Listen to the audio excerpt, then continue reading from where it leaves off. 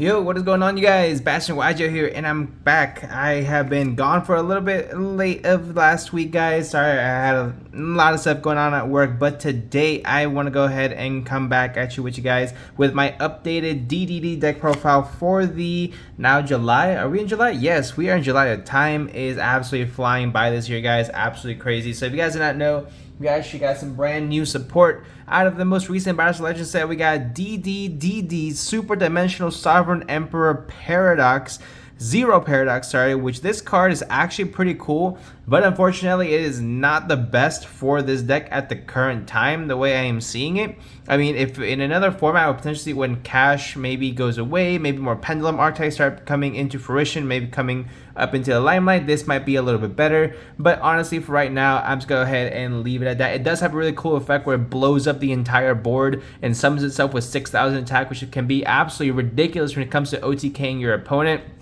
But if you guys want to see any combos with this card, let me know in the comment section down below. But just let you guys know ahead of time, does not be in the profiles. Go ahead and get that out the way, guys. Honestly, I have really loved playing this deck in the past, and I really want to go ahead and revisit it again as being one of my first meta decks, meta made relevant by pack, you know, whatnot. But honestly, I just really like it a lot. People don't really understand all the interactions with this deck, what it's supposed to do, what it overall ends on. So if you guys want to see test hands combo videos, let me know in the comment section down below, and I'll go ahead and get that out to you guys. But honestly, really love this deck. Has so many cool lines. Without further ado, guys, let's get right into the profile. We're gonna set the extra deck to the side, get into the monsters, guys. So first, I haven't done a DDD deck profile in a while, so I'm gonna go ahead and explain them a little bit. So we have 3 copies of DD Savant Kepler. So Kepler has a really cool effect. So if this card is normal special summon, you can activate one of the following effects.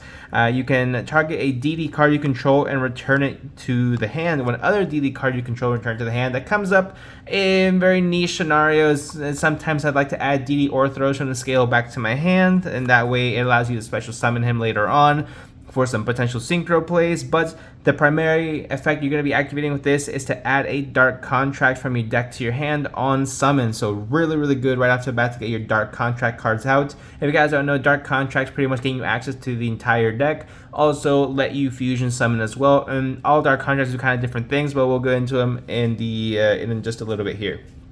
Put those to the side. 3 copies of DD Savant Copernicus, and another phenomenal card as well, guys. So if this card is normal special summon, you can send a DD or Dark Contract card from your deck to the graveyard, which pretty much gives you immediate access to fusion summoning from the graveyard, as well as being able to send other potential, maybe the field spell to the graveyard to get you additional advantage that way as well. So really good card right off the bat. The Foolish Burial. So all these are pretty much starters so far. The next starter we're going to go ahead and reveal, guys, is going to be 3 copies of DD Swirl Slime. Now, it's not a starter on its own, but it is a fusion summon from hand. So you pitch this and another DD card in your hand. You fusion summon with them, so really good. You don't need a polymerization. Probably the greatest support cards that ever come to DDD. We have 3 copies of DD Griffin, which is a phenomenal card. This thing has like 4 or 5 effects. It's actually super crazy. So basically, it has a pendulum effect, so you can target a fiend monster you control. It gains 500 attack, and then for each Dark Contract you currently control, and then you have to destroy this card, right? So it gives you access to some more niche plays where you pop this card, put it in your extra deck zone, and be able to summon it out another way. So that's really good. Also frees up your pendulum scale, which is nice because a lot of the DDD cards have really important pendulum scales. Depending on what you may have, you may need a different one. But it has 4 main monster effects. So basically, if you control another DD monster, you can special summon this card from your hand in defense position. That's going to be the easiest one to just completely combo off and summon out your DDD Gilgamesh and pretty much go off clean from there, right? So also, if this card is special summoned from the graveyard, you get to go ahead and add a DD card from your deck to your hand. And then if this card is pendulum summon, you get to pitch a DD card to draw a card. Just so many effects, guys. Really good right off the bat there. So next, play 2 copies of DD Orthros. DD Orthros, a lot of players play this at just 1. Personally, I do like 2 just because there are a lot of combos out there where you may need 2, 1 for the combo, 1 in scale. So DD Orthros is really fantastic. Is your in archetype MST, so it can blow up things like Skill Drain or Rivalry of Warlords, any floodgate that might mess with you. DD Orthros immediately just takes care of it, which is really good. And let's see. Next up, guys, we have the one-ofs. DD Necro Slime. This, you can go ahead and banish it and any other DD card in your graveyard to fusion summon. DD Savant Thomas adds cards from your extra deck back to your hand. DDD Oblivion King Abyss Ragnarok. These are all mouthfuls, guys. Really, really good card as well. So this allows you to continue special summon from your graveyard at a cost of only 1,000 life points. So it's really good. Hard once per turn, but still nice.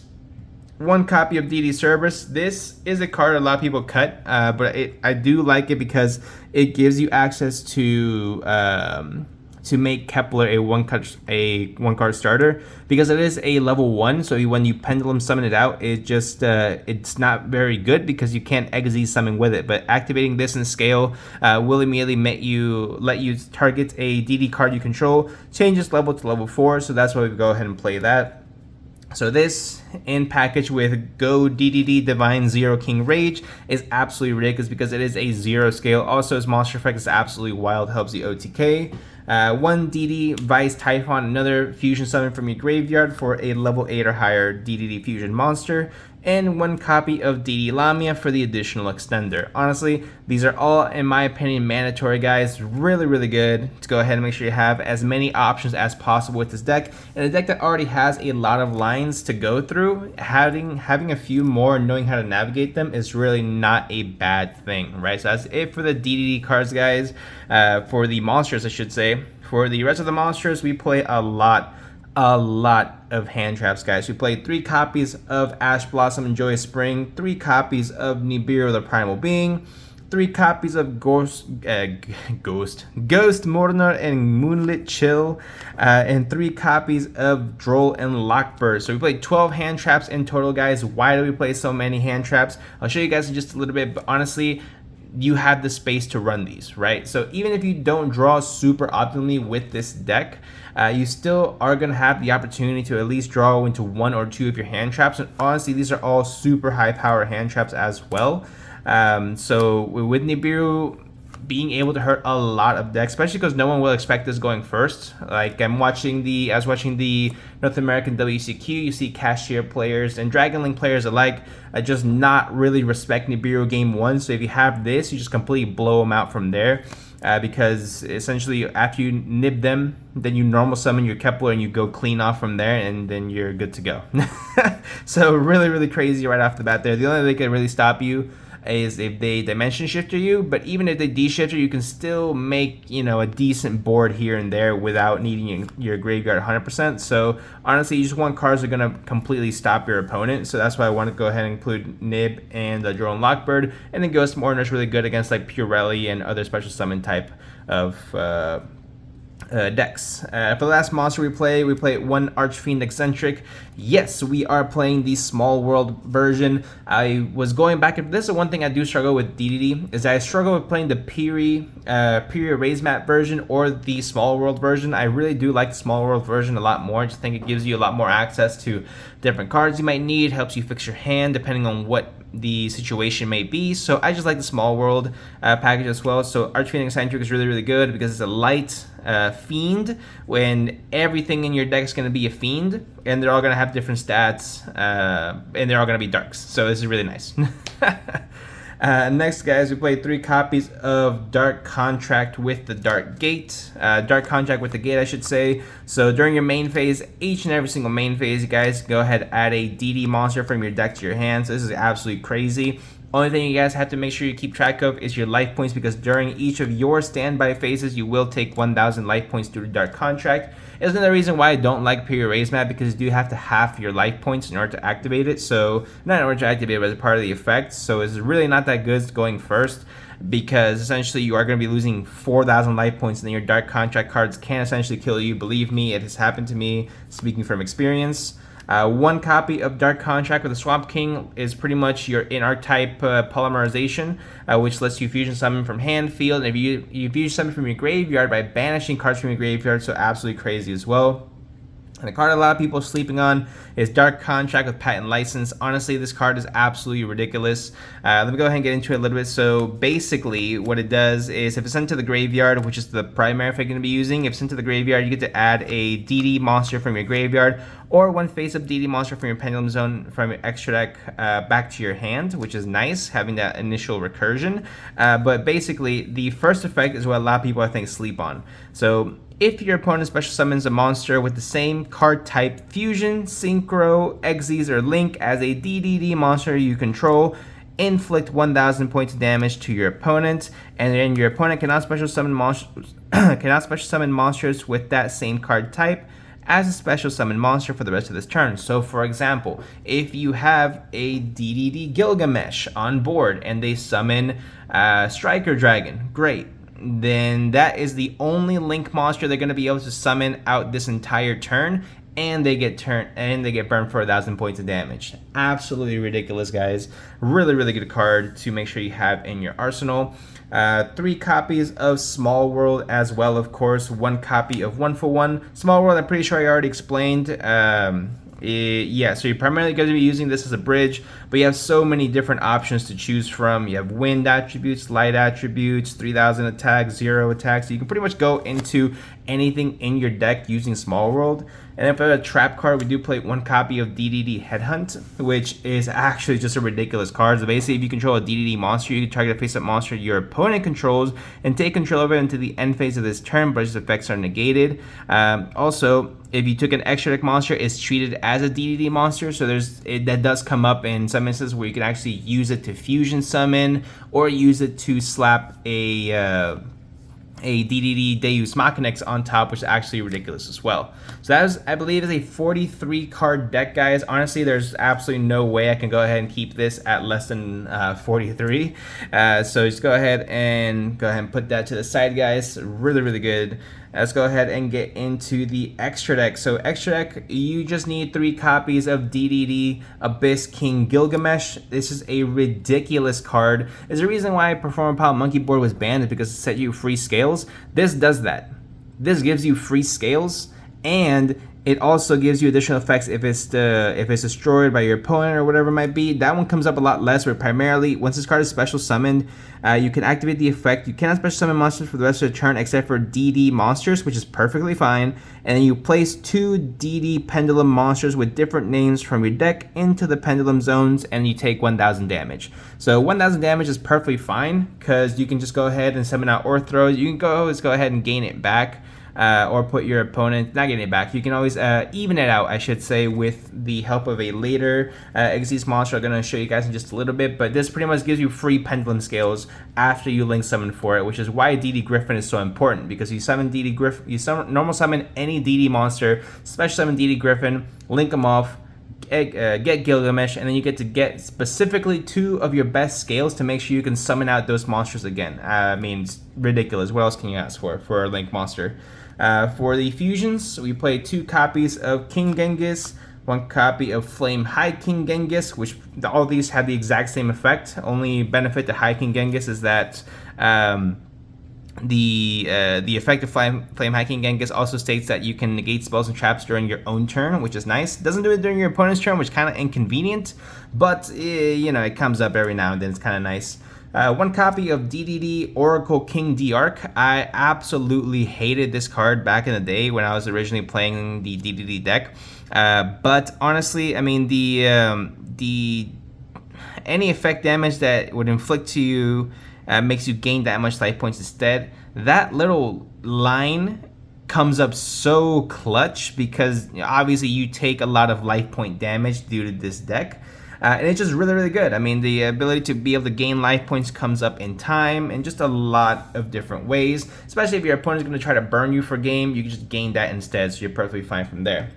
For the Xyz part, guys, probably the more exciting part, we have the DDD Wave King Caesar. Crazy card. Basically, when it's sent to the graveyard, you get to add a Dark Contract card from your deck to your hand, so that alone is absolutely nuts.